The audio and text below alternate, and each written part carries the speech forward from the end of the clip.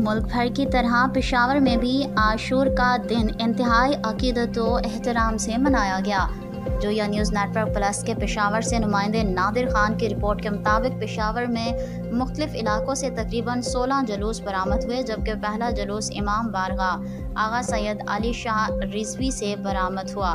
मातमी जुलूस के शुरका अज़ादारान सीनाकोबी नुहाखानी और मातम करते मार्का करबला के शोहदा को खराज अकीदत पेश कर रहे थे, जबकि बाज़ इलाकों में जंजीर जनी की गई। जुलूसों की हिफाजत पुलिस के फुल प्रूफ सिक्योरिटी और सख्त निगरानी में की गई।